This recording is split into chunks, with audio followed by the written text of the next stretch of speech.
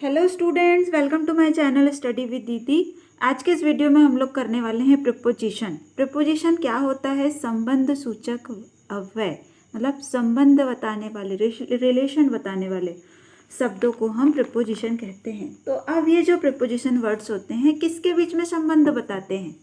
किसी एक नाउन का किसी दूसरी नाउन से, किसी एक नाउन का किसी एक प्रोनाउन से, किसी एक प्रोनाउन का किसी एक दूसरी प्रोनाउन से, या किसी एक प्रोनाउन का किसी दूसरी नाउन से। इस प्रकार से ये संबंध बताने का काम करते हैं प्रिपोजिशन वर्ड्स। तो कुछ प्रिपोजिशन वर्ड्स हैं हमारे पास, वैसे तो बहुत सारे हैं, बट जो इम्पोर्टेंट होते हैं, जो कि 6th 7th 8th class, 9th 10th 11th 12th class में जो जनरली जो एग्जाम में पूछे जाते हैं, वो प्रिपोजिशन वर्ड्स हम आज करेंगे। So these preposition are at, in, on, upon, over, into, by, with, after, before, between, among, from, to, under, of, angry with, angry at, agree with, agree to, die of, die for, this type के हम लोग देखने वाले हैं आज। तो एक एक करके हम देखेंगे। सबसे पहले एट का है। सबसे पहले एट का यूज़ कहाँ कहाँ पे होता है? छोटे स्थान, स्मॉल प्लेसेस, जैसे बस स्टैंड, रेलवे स्टेशन, छोटे नगर, छोटे से गांव, इनके पहले क्या करते हैं? हम एट का यूज़ करते हैं। एग्जाम्पल देखेंगे। ही लिव्स एट जबलपुर, ठीक है, वह कहाँ रहता है? जबलपुर में। तो जबलपुर एक छोटा सा प्लेस है, इसलिए यहाँ पे क्या लग गया? At. I shall wait for you at the bus stand, bus stand भी एक छोटा सा प्लेस है, इसलिए यहाँ पे एट लगा। ओके, सो छोटे प्लेसेस, स्मॉल प्लेसेस, जैसे बस स्टैंड, रेलवे स्टेशन, या कोई छोटा सा गांव है या छोटे से शहर है, उसके पहले हम एट का यूज़ करेंगे। Okay, then rule number second है बजे से पहले, मतलब ओ क्लॉक के पहले हम एट का यूज़ करते हैं। जनरली हम लोग बोलते हैं ना, I shall come to home at 8 o'clock, मैं 8 बजे घर आऊँगा, 4 बजे घर आऊँगा। सो जो ओ क्लॉक होता है ना, उसके पहले हम एट का यूज़ करते हैं। थर्ड रूल है रेट के पहले एट का यूज़ करते हैं। जैसे wheat sells at 20 rupees a kilo, मतलब कि जो गेहूँ होता है वो कितने रुपए किलो बिक रहा है? 20 रुपीज़। तो ये जो 20 रुपीज़ था, क्या है? ये एक किसी चीज़ का क्या है? रेट है, इसलिए इसके पहले क्या लगता है? At. And then fourth rule है नाइट, मिडनाइट एंड नून के पहले हम एट का यूज़ करते हैं। नाइट, मिडनाइट एंड नून, उसके पहले हम एट का यूज़ करेंगे। जैसे कि I come back to my home at midnight, मैं अपने घर कब आता हूँ? मिडनाइट। मिडनाइट मतलब आधी रात को आता हूँ। सो हमने एट के रूल्स में क्या क्या देखे कि small places, railway station, bus stand, इनके पहले हम एट का यूज़ करेंगे। ओ क्लॉक के पहले हम एट का यूज़ करेंगे। किसी रेट के पहले हम एट का यूज़ करेंगे। एंड नाइट, मिडनाइट और नून के पहले हम एट का यूज़ करते हैं। नेक्स्ट प्रिपोजिशन वर्ड है इन। इन की मीनिंग क्या होती है? मैं या के अंदर। इसका यूज़ आपका कहाँ कहाँ पे होता है? जैसे देखिए, इन मतलब होता है मैं, मुझे भगवान में विश्वास है। आई बिलीव इन गॉड, मुझे भगवान में विश्वास है। मैं मीनिंग निकल गई, ठीक है। इसके लिए हम इनका यूज़ करते हैं। और इनका यूज़ कहाँ कहाँ पे होता है ये हम देखेंगे। सबसे पहले जैसे कि हमने एट का देखा था, एट में था स्मॉल प्लेसेस के पहले हम एट का यूज़ कर रहे थे। उसके अपोजिट हम जो इनका यूज़ है वो बिग प्लेसेस के पहले करते हैं, जैसे बड़े से नगर, किसी बड़े सी कंट्री। एग्जाम्पल के लिए, my friend lives in Mumbai, मेरा जो फ्रेंड है वो कहाँ रहता है? मुंबई। तो मुंबई क्या है? एक बहुत ही बड़ा सा क्या है? सिटी है, इसलिए इसके पहले क्या लग गया? इन। एंड देन माह एवं वर्ष से पहले, माह किसी मंथ के नेम के पहले एंड किसी ईयर के नेम के पहले हम इनका यूज़ करते हैं। Example, His father will go to Bhopal in July. His father will go to Bhopal in July. उसके जो पापा हैं वो जुलाई में कहाँ जाएंगे? भोपाल जाएंगे। तो जुलाई क्या था? एक मंथ का नेम था, इसलिए इसके पहले क्या हो गया? इनका यूज़ हो गया। मतलब किसी भी मंथ का नेम होगा या किसी ईयर का नेम। ईयर क्या हो गया? I will be a doctor in 2025। 2025 तक मैं क्या होगा? मैं डॉक्टर बन चुका हूँगा, ये हम बता रहे हैं। तो इसके लिए भी हमने क्या करा? इनका यूज़ कर दिया। देन अगला रूल क्या है कि मॉर्निंग, इवनिंग, आफ्टरनून के पहले हम इनका यूज़ करते हैं। इससे पहले हमने क्या देखा था कि नाइट, मिडनाइट के पहले हम किसका यूज़ कर रहे थे? एट का। जबकि मॉर्निंग, इवनिंग, आफ्टरनून के पहले हम इनका यूज़ करते हैं। एग्जाम्पल देखते हैं। I go for a walk in morning. मैं मॉर्निंग वॉक पे कब जाता हूँ? सुबह जाता हूँ। In morning, in morning, morning क्या है? मॉर्निंग ये भी आफ्टरनून के पहले हम इनका यूज़ करना है। एग्जाम्पल और my brother comes back from school in afternoon. मेरा भाई स्कूल से कब वापस आता है? दोपहर को, आफ्टरनून। क्योंकि मॉर्निंग, इवनिंग, आफ्टरनून के पहले किन का यूज़ हो रहा था? इनका। ठीक है, सो हमने एट और इन में क्या क्या डिफरेंसेस देखा? स्मॉल प्लेस में क्या है? स्मॉल प्लेसेस के पहले एट लगेगा, बिग प्लेसेस के पहले इन लगेगा। नाइट मिडनाइट के पहले एट लगेगा और मॉर्निंग इवनिंग आफ्टरनून के पहले इन लगेगा। उसी के बाद ओ क्लॉक के पहले एट लगेगा, जबकि मंथ एंड ईयर के पहले इन लगेगा। इस प्रकार से दोनों में डिफरेंसेस देखा। अगला वर्ड है ऑन। सो ऑन की मीनिंग क्या होती है? पर या के ऊपर। अब इसका यूज़ हम क्या करते हैं? जैसे कि example, I sit on chair. मैं चेयर पे बैठती हूँ। Mother sits on her bed. मेरी मम्मी जो है अपने बेड पर बैठती है। इस प्रकार से सो के ऊपर के अर्थ में या पर में हम ऑन का यूज़ करते हैं।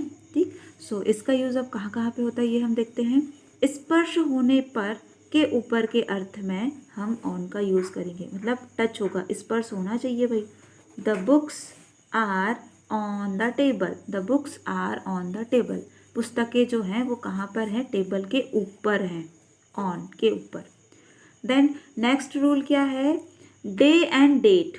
दिन और दिनांक के पहले किसी भी डे का नेम आएगा या किसी डेट का नेम आएगा, डेट आएगी, तब हम उसके पहले किसका यूज़ करेंगे? ऑन का। एग्जाम्पल देखते हैं। I shall go to Bhopal on Monday.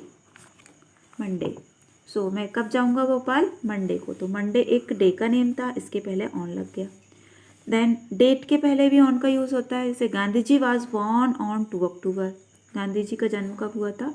2 अक्टूबर को। इस प्रकार से ऑन के हमने 2 रूल्स देखे। सबसे पहले तो टच होने की स्थिति में के ऊपर के अर्थ में हम ऑन का यूज़ करेंगे, टच होना चाहिए बट। एंड डे एवं डेट के पहले हम ऑन का यूज़ करते हैं। ठीक है, अब आता है अपॉन। अपॉन मतलब भी होता है के ऊपर, अप ऑन। ठीक, के ऊपर गति होगी एंड स्पर्श होगा। मतलब ऑन में क्या हो रहा था? सिर्फ टच हो रहा था, जबकि इसमें क्या होगा? टच भी होगा बट साथ साथ में मोशंस भी होंगे, तब हम अपॉन का यूज़ करेंगे। जैसे कि he is throwing a ball upon the roof. वह फेंक रहा है एक बॉल, कहाँ पर? रूफ पर फेंक रहा है, छत में। तो देखो, थ्रो कर रहा है मतलब उसमें क्या हो रहा है? मोशन हो रही है।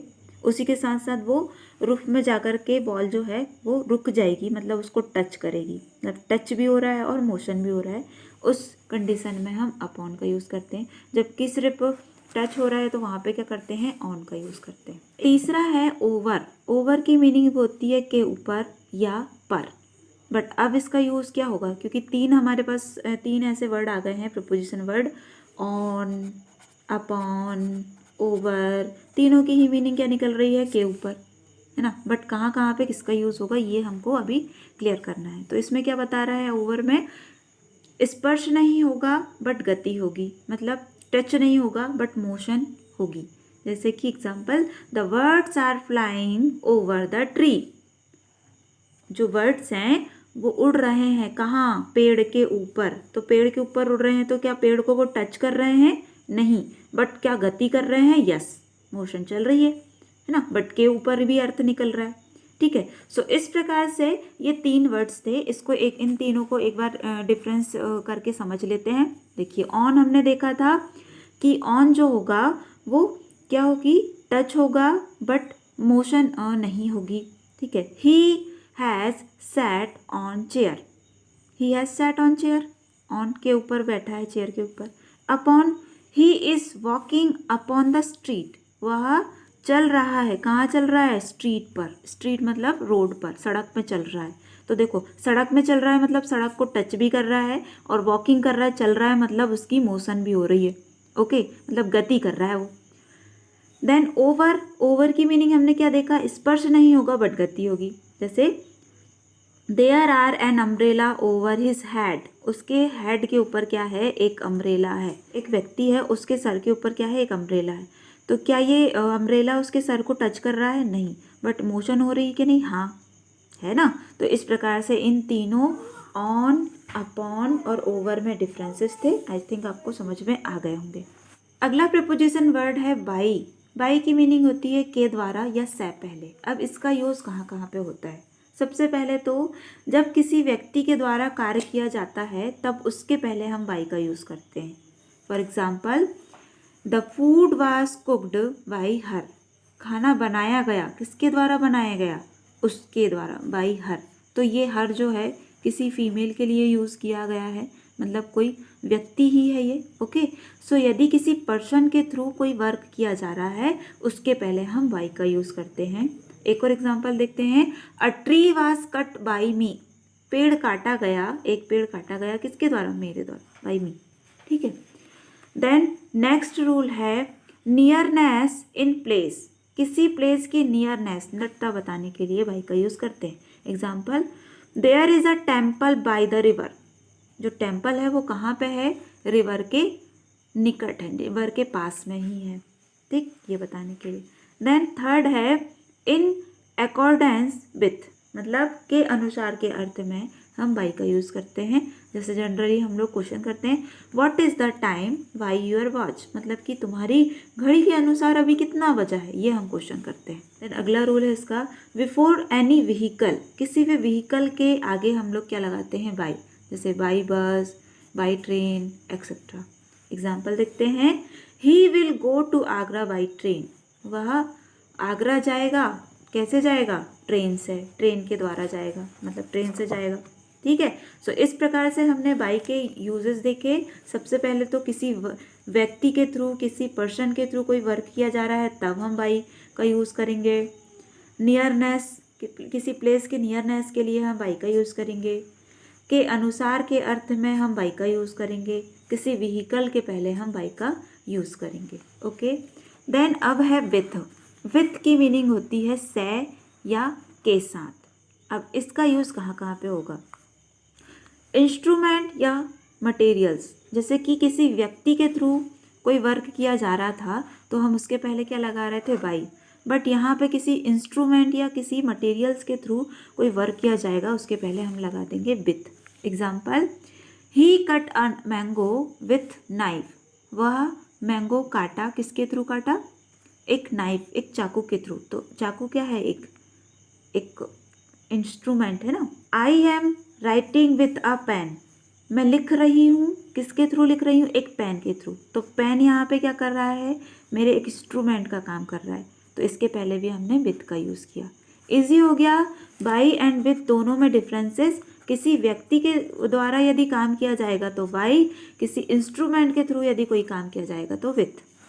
देन अगला नियम है इसका, टुगेदरनेस ऑफ सम काइंड, मतलब के साथ के अर्थ में भी हम सी अराइव्ड विथ हर पेरेंट्स। वह पहुंची किसके साथ?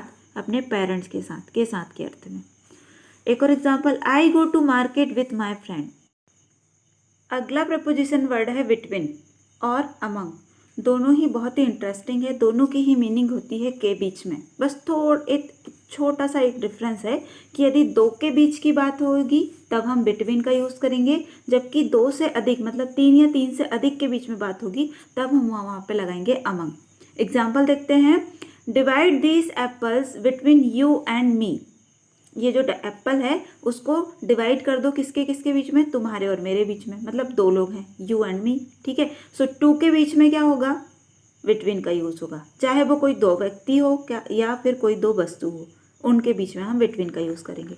इसी प्रकार से सेम अमंग की मीनिंग भी क्या होती है? के बीच में। बट यहाँ पे तीन या तीन से अधिक के बीच की बात होती है। जैसे Ramesh is popular among the students. Ramesh जो है वो पॉपुलर है, किसके बीच में है? स्टूडेंट्स। तो स्टूडेंट्स तो बहुत सारे होते हैं, उनके बीच में ये पॉपुलर, इसलिए अमंग लग गया। Distribute the sweets among the students. विद्यार्थियों के बीच में, वो चिल्ड्रंस के बीच में क्या बांट दो? ये स्वीट्स बांट दो। तो जो चिल्ड्रंस है वो बहुत सारे हैं, इसलिए उसके पहले क्या लग गया? अमंग। आई थिंक समझ में आ गया हो। सबसे अच्छे यही दोनों प्रपोजिशन है। अब अगले दो preposition, die of and die for. Die of की मीनिंग होती है से मरना, जबकि डाई फॉर की मीनिंग होती है के लिए मरना। ठीक है। सो यदि कोई व्यक्ति किसी से मरा, मतलब किसी बीमारी से मरा, उसके लिए हम क्या लगाएंगे, die of. Example, he died of cancer, वह मर गया किससे, कैंसर से मर गया। तो कैंसर एक बीमारी है, उससे मरा, इसलिए डाई ऑफ लगा। जबकि के लिए मरना, डाई फॉर की मीनिंग क्या होती है, के लिए मरना।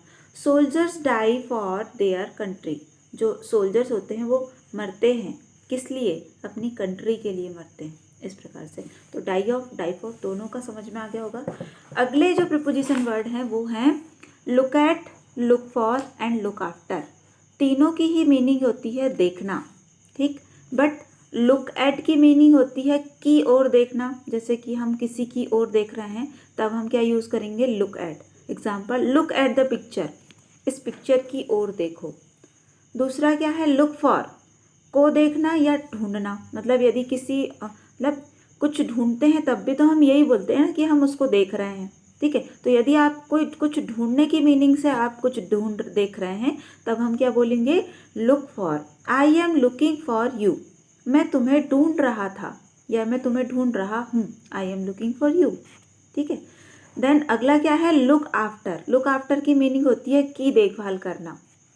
हम जनरली क्या बोल देते हैं, अरे मैं उनको देख रही हूँ ना, मैं दादाजी को देख रही हूँ। तो देख रही मतलब इसका मतलब ये नहीं कि देख रही, उसकी देखभाल कर रहा है ना। तो लुक आफ्टर मतलब की देखभाल करना। Example, I look after my parent, मैं अपने जो पेरेंट हैं उनकी क्या कर रही हूँ, देखभाल कर रही हूँ। इस प्रकार से ये 3 प्रीपोजिशन वर्ड थे, मतलब फ्रेज थे ये, ठीक है। So look at, look for, look after. Next जो 2 प्रीपोजिशन फ्रेजेस हैं वो हैं good at and good for. Good at की मीनिंग होती है मैं होशियार या मैं अच्छा, जबकि गुड फॉर की मीनिंग होती है के लिए अच्छा, ठीक है। लुक एट और लुक फॉर मतलब यदि हम ये बताएंगे कि वह इस चीज़ में अच्छा है या किसी सब्जेक्ट है उसमें अच्छा है या कि उसमें होशियार है, ये मीनिंग बताना है तो क्या लगेगा, लुक एट। जैसे my brother is good at maths, मेरा जो भाई है वो किस में अच्छा है, मैथ्स में। मतलब किसी सब्जेक्ट में अच्छा है या मैं होशियार है, इसके लिए हम गुड एट लगाएंगे। देन लुक फॉर, के लिए अच्छा, किसी चीज़ के लिए अच्छा है, ये तुम्हारे लिए अच्छा है, ये तुम्हारी हेल्थ के लिए अच्छा है, ऐसा बताने के लिए हम लुक फॉर का यूज़ करेंगे। Exercise is good for your health, सुबह की जो एक्सरसाइज होती है वह तुम्हारे हेल्थ के लिए अच्छी है, तो गुड फॉर लग गया, है ना। Good at and good for, इसमें कोई चीज़ में अच्छा है मतलब मैं होशियार है और ये अपने किसी चीज़ के लिए अच्छा है, तब हम इसका यूज़ करेंगे। देन अगले प्रपोजिशन फ्रेज हैं angry at and angry with. Angry at की मीनिंग होती है से नाराज होना, मगर किसी बात से नाराज होना। एंग्री विथ मतलब भी होता है से नाराज होना मगर किसी व्यक्ति से नाराज होना। जैसे example, he is angry at this matter, वह इस मैटर से क्या है, गुस्सा है, एंग्री है, ठीक है। जबकि यदि किसी व्यक्ति से नाराज रहेंगे तब हम क्या यूज़ करेंगे, angry with. She is angry with his friend, वह अपने, हिज नहीं होगा यहाँ हर होगा क्योंकि यहाँ सी है, ठीक है। तो she is angry with her friend, वह अपने दोस्तों से नाराज है, तो विथ लग गया। मतलब किसी व्यक्ति से नाराज है तो एंग्री विथ और किसी बात से नाराज है तो एंग्री एट। देन अगले 2 प्रीपोजिशन फ्रेज हैं agree to and agree with. Agree मतलब होता है सहसहमत होना और एग्री विथ मतलब भी होता है सहसहमत होना। जैसे कि हमने अभी एंग्री में देखा था, उसी प्रकार से एग्री टू मतलब किसी बात से सहमत, जबकि एग्री विथ मतलब किसी व्यक्ति से सहमत। Example, I agree to this point, मैं इस पॉइंट पर सहमत हूँ।